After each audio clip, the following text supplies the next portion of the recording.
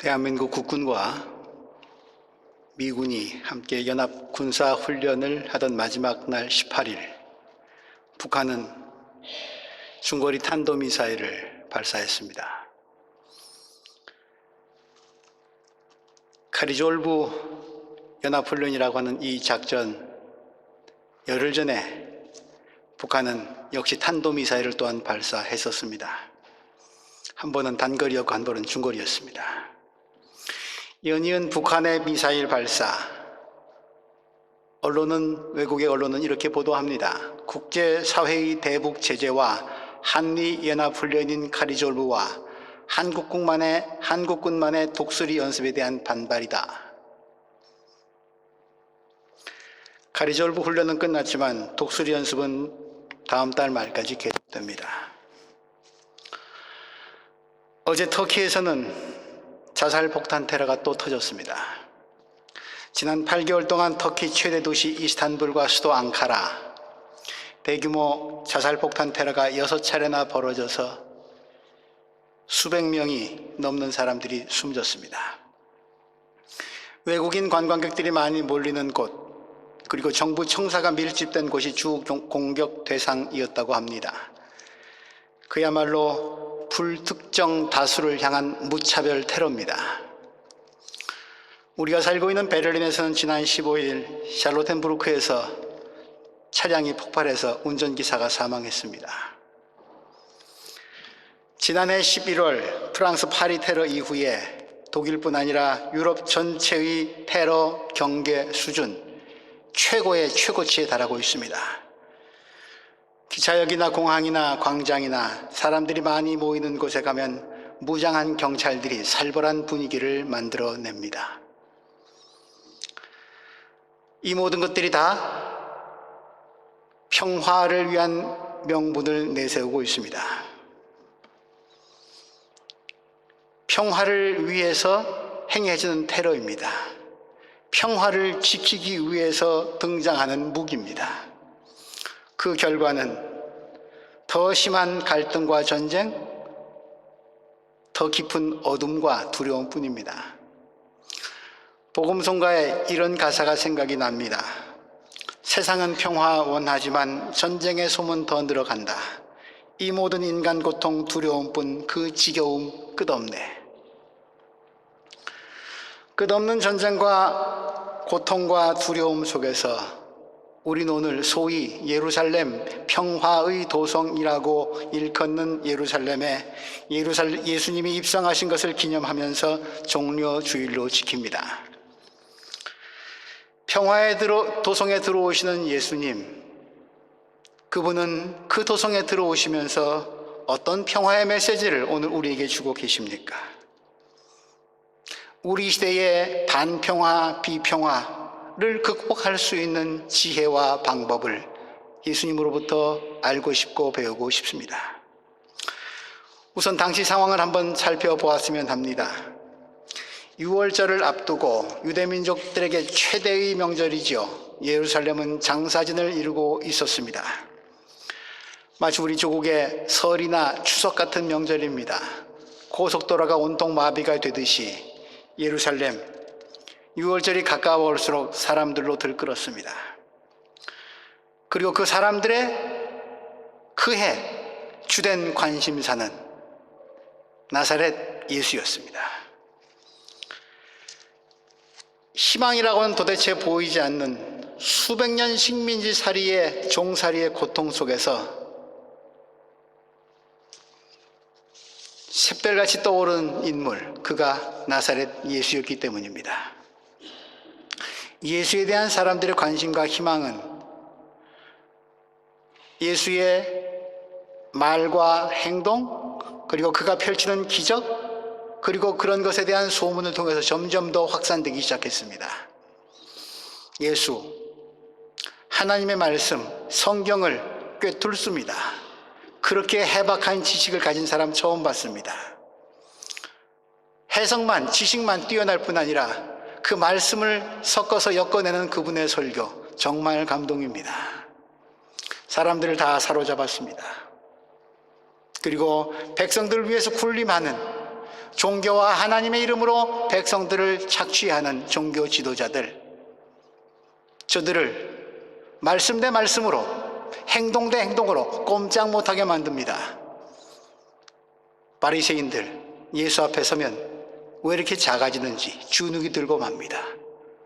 낮고 천한 백성들은 신이 납니다. 예수 뒤에만 서 있으면 말입니다. 그분은 또한 사회에 소외된 자들과 함께 먹고 마시기를 즐기셨습니다. 그래서 먹고 마시기를 탐한다고 바리새인들로부터 손가락질 받았습니다만, 그만큼 아픔 속에서 살고 있었던 백성들에게는 예수 같은 사람이 내게도 오다니 정말 신나는 일이 아닐 수 없었습니다. 나아가서 그분은 병들고 가난한 사람들 불쌍히 여기셨을 뿐 아니라 그들의 아픈 환부를 친히 만져주셨습니다. 그분이 손을 대지 아니한 병은 없습니다.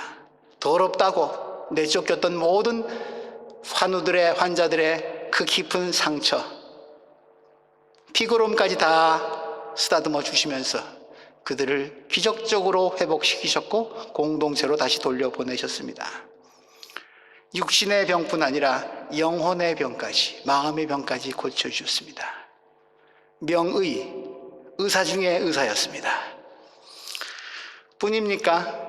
물고기 2마리와 보리떡 5개로 5,000명을 먹입니다. 또 떡 67개로 4,000명을 먹입니다. 오병이어의 기적이라고 알려진 이 기적의 들판에 모여 있었던 남자만 해도 5,000명, 여자와 어린아이들까지 하면 10,000여 명이 넘는 모든 사람들, 그 장엄한 놀라운 광경 다 목도했습니다. 배고픔이 최대의 현안 문제였던 당시 가난한 백성들, 이분이라면 경제 문제 해결하는 데는 걱정 없겠다. 게다가 결정적으로 얼마 전에는 죽은 나사로, 죽은 사람도 살려냈습니다. 이만하면 됐지 뭘 더 바랍니까? 지도자라서 손색이 없습니다. 아니, 왕으로서도 충분합니다. 이 정도 능력이면 저 지긋지긋한 로마 제국의 굴레와 속박에서 건져내서 꿈에도 그리던 독립국가를 이루어낼 수 있을 것 같습니다. 우리 민족을 구할 불세출의 영웅이 드디어 출현했다. 그토록 기다렸던 메시아가 이제야 오셨구나. 그분이 나사렛 예수이시구나. 새 나라를 건설할 때가 왔다. 동지들이여 모이라, 예루살렘으로. 이번 6월절에 우리 새로운 왕을 즉위시키자. 그들은 그렇게 한껏 가슴이 부풀었고 설레었고 흥분되었습니다. 그러던 차에 예수께서 6월절을 지키러, 명절을 지키러 예루살렘에 들어오신다는 소식을 들었던 겁니다. 그들의 계획대로 그날을 예수의 새로운 왕 즉위식, 이스라엘 왕 즉위식으로 그들은 삼고 싶었습니다. 오늘 본문의 분위기가 그런 분위기입니다. 그날 예루살렘 성, 광기까지 어린 온통 흥분과 열광의 도가니였습니다. 13절 말씀은 그때의 분위기를 잘 표현해주고 있습니다. 예수께서 예루살렘에 들어오신다는 말을 듣고 종려나무 가지를 꺾어 들고 그분을 맞으러 나가서 호산나, 주님의 이름으로 오신 이에게 복이 있기를, 이스라엘의 왕에게 복이 있기를. 종려나무까지 이스라엘의 흔히 볼 수 있는 나무이긴 합니다만 유대인들에게는 승리와 번영을 상징한다고 합니다. 또 존경과 희열, 그런 것들을 표현하기도 한다고 합니다. 그 가지들을 모아서 모을 수 있는 것 한 대로 최대한 모아서 들어오시는 예수님을 열렬하게 환영합니다. 말하자면 예수님을 지금 큰 전쟁에서 승리한 개선장군 정도로 왕에게나 표현할 수 있는 존경을 자신들이 할 수 있는 최대의 이것을 동원해서 표현하고 있는 것이죠. 그들이 외친 함성, 호산나, 호산나. 구원하여 주소서. 우리를 구원하소서, 뭐 그런 뜻입니다. 따는 그렇죠. 주전 587년 바벨론의 말발굽 아래 반쪽 남은 남유다마저 멸망한 이후, 그 후로는 페르시아, 이어서 그리스, 이어서 로마, 600여 년의 세월이 흐르는 동안 저들은 자기 나라를 갖지 못했습니다. 외세 민족의 서슬퍼런 칼날 아래서 식민지 백성으로, 주권 없는 국가의 백성으로, 이름뿐인 유대인으로 살아야만 했습니다. 얼마나 서러웠겠습니까? 그러니 그들의 해방과 자유에 대한 열망 강렬했을 것입니다. 우리를 구원할 메시아에 대한 기다림 정말 간절했을 것입니다. 그래서 그들은 이만하면 충분하다, 더 할 나위 없다, 더 바랄 게 없다라고 평가 판단한 예수를 향해서 호산나 우리를 구원해 주소서라고 외치고 있는 것입니다. 주님의 이름으로 오신 이에게 복이 있기를, 시편 118편 25절의 말씀입니다. 그 시편 구절을 인용한 것이죠, 그들은. 그런데 거기에 한 구절 덧붙입니다. 118편 25절은 여러분들이 열어보시면 아시겠습니다만 거기까지 정도입니다. 그 뒤에 이스라엘의 왕에게 복이 있기를, 그런 말씀은 없습니다. 이들은 시편 118편 기자가 얘기하고 있는 주님의 이름으로 오시는 그분이 바로 여기 이 나사렛 예수라고, 이분이 나사렛 예수일 뿐 아니라 오늘 우리의 왕이 되어야 한다고 그에게 왕의 지위를, 왕의 왕관을 씌워주고 있는 것입니다. 말하자면 대관식, 즉위식 찬가인 셈이죠. 이렇게 그들은 구호로 함성으로 이분이 우리의 왕이라고 공개적으로 선언하고 고백하면서 그 뜨거운 열기를 지금 몰아가고 있습니다. 어느 정도로 그 열기가 식을 줄 몰랐냐? 오늘 우리 본문 마지막 절, 예수를 그토록 반대하고 적대하고 죽이려고 모여하고 있는 적대 세력 바리새인들이 이렇게 얘기합니다. 그래서 바리새파 사람들이 서로 말하였다. 오늘 본문 19절입니다. 이제 다 틀려서 보시오, 온 세상이 그를 따라갔소. 야, 우리 이제 별걸 이렇게 됐다, 큰일 났다. 세상이 다 저 예수 쫓아간다. 자포자기한 저들의 낙심한 말입니다. 그러나 악은 그렇게 쉽게 꺾이지 않습니다. 세상이 쫓아가기에, 세상을 다시 거꾸로 뒤집어 놓을, 세상을 다시 정신 차리지 못하게 할 그런 방법을, 그런 사악한 방법을 그들은 또 간구해냅니다. 그래서 이 호산나의 군중들이 며칠 안 가서 호산나 예수, 그를 십자가에 매달려 죽여버려라 라고 그렇게 오도하게끔 저들의 사악한 계획은 다시 또 시작되는 현장이기도 합니다. 하나, 지금 오늘 이 분위기, 예수가 왕이 되는데 누구도 막고 나설 사람 없을 것 같습니다. 속된 말로 말하면 예수님 밥상 다 차려놨습니다. 왕의 밥상입니다. 좌정하시고 받아 잡수시기만 하면 됩니다. 나머지 일들은 졸개들이, 이 흥분하고 광기 어린 백성들이 다 알아서 할 것입니다.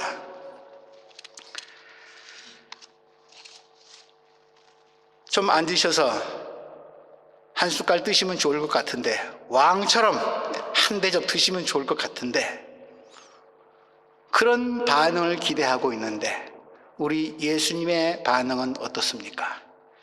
예수님의 반응, 그분은 한마디 말씀도 지금 아니 하십니다. 오늘 본문에 어디에도 주님의 말씀은 나타나 있지 않습니다. 다만 행동으로 말씀하십니다. 14절 말씀이죠. 예수께서 어린 나귀를 보시고 그 위에 올라타셨다. 어린 나귀를 타시고, 그 어린 나귀를 보시고 그 위에 올라타셨다.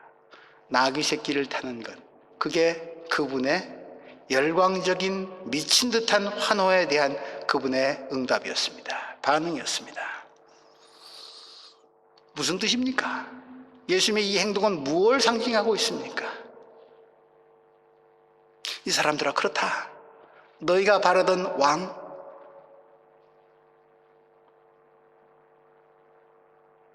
왕이긴 하지. 그러나 너희가 바라는 모습의 왕은 아닐 것이야. 왕으로서 내가 너에게 보여줄 모습은 바로 이거야. 세상에 군중들의 환호와 열성적인 지지를 받으면서 군림하는 왕들, 대관식에 즉위하는 왕들은 대부분 말을 타겠죠. 100마면 더 멋있을 겁니다. 아니, 여러 마리의 말이 끄는 전차를 타면 그 기세는 더 멋있겠죠. 그렇게 왕으로 나 너희들 다스리고 싶지 않다. 낙이 짐지고 가는 동물입니다. 새끼 낙이 얼마나 더 힘들겠습니까? 수고하고 무거운 짐진 자들아 다 내게로 오라. 내가 너희를 편히 쉬게 하리라. 어떻게 편히 쉬게 하십니까? 그분이 맡아주시겠다는 것 아닙니까? 세상의 모든 사람들의 짐을 얼마나 힘드시겠어요? 예수님이야말로 우리의 짐을 지고 가시는 낙이죠. 우린 그분께 모든 짐을 다 얹어드리고 있지 않습니까? 예배 때마다, 기도할 때마다. 주님이 지신 짐을 조금 나누어 져 보시려는 노력 혹시 해보고 계십니까? 왕? 글쎄 왕일지도 모르지. 근데 난 백마탄 왕은 아니야. 낙이 주인이 시키는 대로 겸손하게 순종하는 동물의 상징입니다. 말하자면 주님이 지금 새끼 나귀를 타신 것은 군림하는 왕이 아니라, 높임받는 왕이 아니라 낮아져서 섬기는 왕. 백마를 타고 온 전장 무대를 휘저으면서 칼부림으로 피바람을 일으키는 왕이 아니라 온갖 무거운 짐을 지면서도 군소리 없이 걸어가는 나귀. 평화와 겸손의 상징. 그래, 그런 왕일런지는 모르겠어. 근데 너희들이 기대하는 그런 모습의 왕은 아닐 것 같다. 그럼에도 불구하고 내가 나귀 같은 왕이라 할지라도 너희들 나를 따를 수 있겠느냐? 그렇게 말씀하신 것 같습니다. 오늘 여러분들 받으신 주보의 오른쪽 면에 스가랴 예언자의 예언이 나와 있습니다. 사실 오늘 예루살렘 입성하시는 주님의 모습은 스가랴 예언자의 예언을 이루시는 그런 장면이기도 합니다. 스가랴 예언자는 수백 년 전에 벌써 나귀 새끼를 타고 입성하면서 평화의 시대를 몰고 오시는 메시아의 모습을 이미 예고했습니다. 제가 읽습니다. 도성 시온아 크게 기뻐해라. 도성 예루살렘아 환성을 올려라. 네 왕이 내게로 오신다. 그는 공의로 오신 왕, 구원을 베푸시는 왕이다. 그는 온순하셔서 나귀 곧 새끼인 어린 나귀를 타고 오신다. 발상이 파격적으로 깨어집니다. 왕인데 말이 아니라 새끼 나귀 타고 온답니다. 이유인 즉슨 그분은 군림하거나 지배하시는 분이 아니라 섬기시는 온순한 분이시기 때문이랍니다. 거기에 성경이 말하는 공의가 있다고, 거기에 하나님이 베푸시는 구원이 있다고, 섬김과 겸손, 그 길이 평화를 이루는 길이라고 스가랴 예언자는 예언했고 주님은 그것을 몸으로 지금 보여주고 계십니다. 평화의 방법이 어떠합니까? 평화를 이루는 방법이 어떠합니까? 10절 내가 에브라임에서 병거를 없애고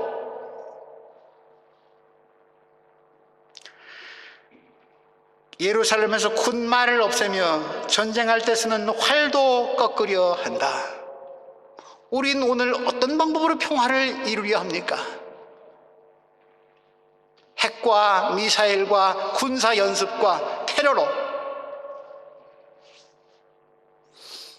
내식의 평화를, 내가 군림할 수 있고 지배할 수 있고 내 멋대로 휘저을 수 있는 평화를, 그러나 모든 이들에게 불평화를, 반평화를, 두려움을 안겨주는, 여전히 병거를 더 많이 만들고 군마를 더 많이 키우고 활도 더 많이 대량 생산하고 있지 않습니까?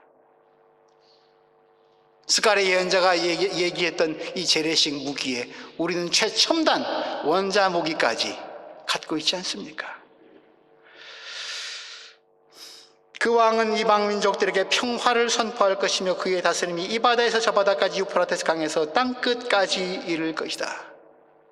그의 통치의 방법은 병거를 없애고 군마를 없애고 활을 꺾는 방법인데, 이 방법이야말로 이 바다에서 저 바다까지 유프라 강에서 땅끝까지 온 지구 마을을 뒤덮을 것이라고. 이것이야말로 지구촌 어디에나 흘러 들어가서 먹히지 않을 곳 없다고.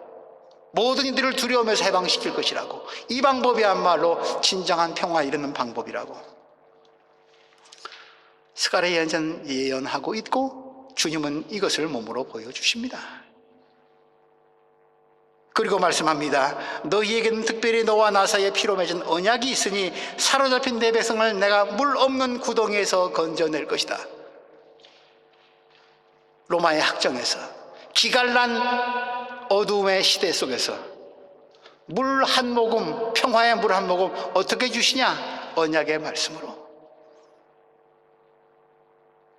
그분의 말씀에 순종함으로써 하나님의 말씀은 기필코 이루어지고야 말 것이라고. 하늘에서 비가 내리면 땅에서 움이 돋고 싹이 나고 열매를 맺게 하듯이 그분의 말씀은 기필코 그분의 뜻을 이루고야 돌아갈 것이라고. 그래서 나는 그분께 순종하겠다고. 어둠이 세상을 지배하는 것 같을지라도 세상을 창조하신 그분의 빛이 그 어둠보다 더 강하다고.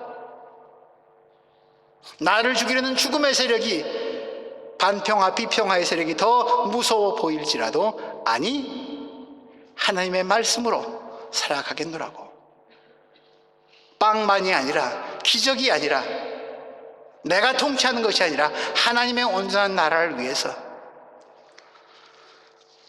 주의 약속 굳게 믿으며, 우리 신인의 노래 그렇게 부르고 있죠. 주의 약속 굳게 믿으며 7번씩 7번 넘어져도 약속을 굳게 믿으며. 그 희년이 내년입니다.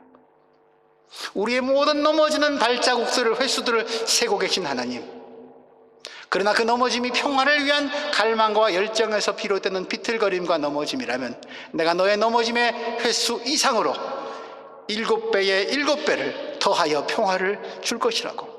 회복시킬 것이라고. 그런 희년을, 기쁨을 선물해 줄 것이라고 주님은 약속하셨고, 그것 믿자.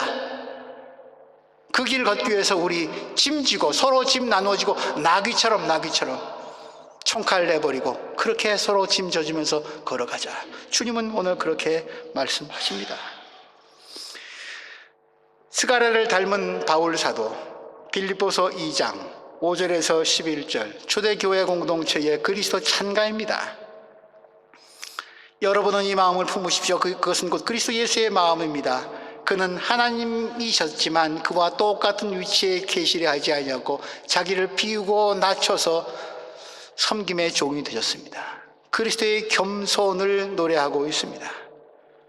그렇게 겸손하게 땅보다 더 낮아지셔서 죽음의 무덤까지 들어가시니까 하나님이 그를 지극히 높이셔서 모든 이름 위에 뛰어난 이름을 그에게 주셨고 그분을 구세주라고. 이것이 호산나, 이름을 받아 마땅한 분의 삶의 모습이라고. 비움과 낮아짐의 영성을 얘기하고 있습니다. 그러할 때만이 예수는 주님이시라고, 메시아라고, 왕이라고 고백할 수 있다고.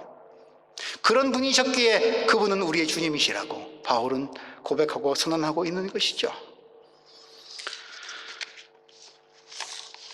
요즘의 교회들, 특별히 한국교회, 나귀의 영성이 있습니까?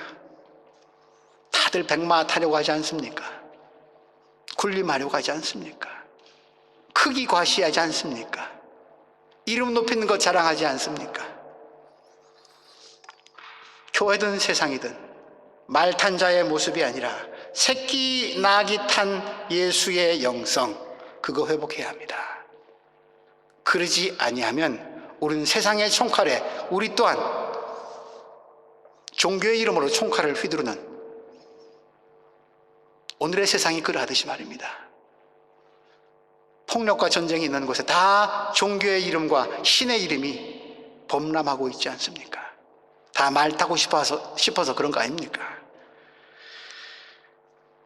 겸손과 섬김, 낮아짐의 영성, 그것 교회가 회복해야 할 것이고, 우리가 그렇게 세상을 섬기면서 세상을 변화시켜 나가는 일, 베를린 기독교 한인교회가 조금이나마 반발자국이라도 앞장서 나갔으면 좋겠습니다. 지난 금요일 날 남신도회가 주관해서 70년 만에 귀향이라고 하는 그런 특별 강연회를 가졌습니다. 일제시대 때 징용으로 끌려가서 이국 땅에 학대받으면서 착취당하다가 저들의 시신이 묻혔는데 아무도 찾아주는 이 없고 돌보는 이도 없는데, 그것이 뜻있는 후손들에 의해서 발굴이 되어서 3,500km를 고향을 찾아왔습니다. 그들의 이름은 평화의 디딤돌이라는 사람들이었습니다. 3,500km를 왔는데 고향 땅에서 뭐라고 반응했는지 아십니까? 고향 땅에 묻어지면 참 좋겠는데, 유골이라도 묻어지면 좋겠는데, 고향 사람들 하는 말, 신원이 불확실해서 접수할 수 없답니다. 우린 이렇게 통곡할 만한 세상에 살고 있습니다.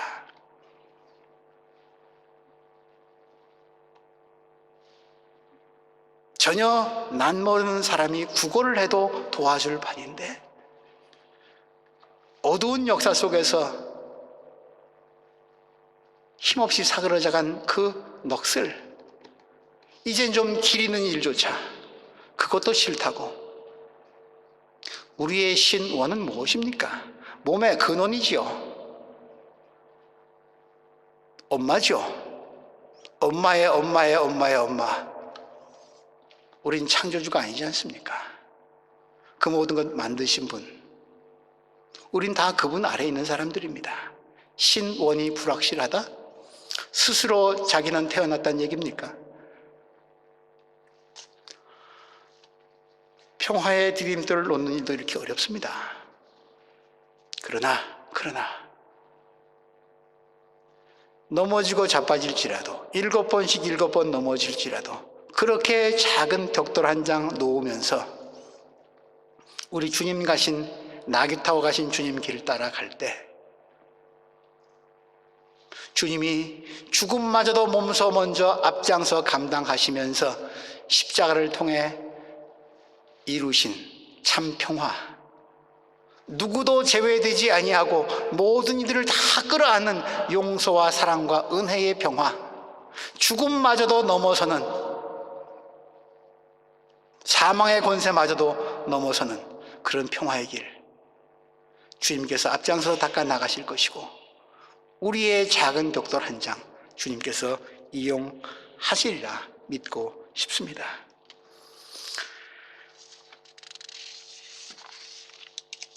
아까 들려드렸던 복음성가의 2절 가사는 그러합니다. 세상은 평화 원하지만 전쟁의 소문 더 늘어간다. 이 모든 인간 고통 두려움 뿐 그 지겨움 끝없네. 그러나 주 여기 계시니 우리 주 사랑 안에 사네. 주 우리를 하나로 회복했네. 한 집에 사는 우리 형제 자매, 아버지와 아들이 하나이듯 우린 하나일세. 하나일세, 우리 모두가 하나일세, 우리 모두가 하나일세, 우리 모두가 하나일세. 낙이 타고 들어오시는 그분의 마음 속에는 이들 모두를 품어야 할 길이 어떤 길인지 보이셨던 것 같습니다. 그건 굴림이 아니라, 내가 사는 길이 아니라 섬기는 길, 내가 주고 너희들을 살리는 길입니다. 밀알 하나가 땅에 떨어져 죽지 아니하면 하나를 그대로 있고 죽으면 많은 열매를 맺느니라.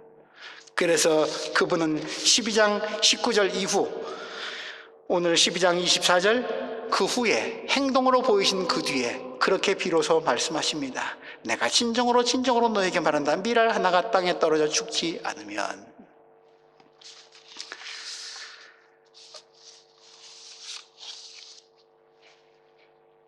우리의 노력으로 세상에 완전한 평화를 가져올 수는 없을 것입니다. 그러나 주님은 우리의 평화의 디딤돌을 놓는 작은 행동들 칭찬하실 것입니다. 그러나 영원한 평화, 참 평화, 주님 오실 때만 비로소 이루어지겠죠. 오늘 스가랴가 예언한 것처럼 바다에서 바다 끝까지, 유프라강에서 땅 끝까지 이루어질 그 평화의 날, 우주적인 평화의 통치자로서 그분이 다시 오실 그날을 기다리고 앙망하면서 우리 주님과 함께 오늘 나귀 타고 들어갑니다. 그 나귀는 참 운명적으로 십자가를 지게 되어 있는 것 같습니다. 우리가 져야 할 십자가 무엇입니까? 그 십자가 안에 녹여내야 할 미움과 증오와 반평화의 이야기들은 무엇입니까? 그것을 녹여내지 않고서는, 감당해서 사겨버리지 아니하고서는 저마다 자기의 평화가 충돌하는 어두운 세상에 평화의 빛은 오기 어려울 것 같습니다.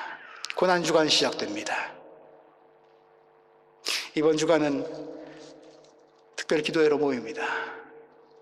예수께서 십자가에서 7마디 말씀을 남기셨는데 그 모든 언어들은 평화로 모여지고 있습니다. 아침 기도의 묵상을 통해서 우리 또한 그 길을 걸어가는 어린 나귀들 되실 수 있기를, 그래서 우리 사는 작은 공동체 안에 평화의 빛을 소중히 담는 복된 교회 될 수 있기를 주님의 이름으로 기원합니다. 하나님,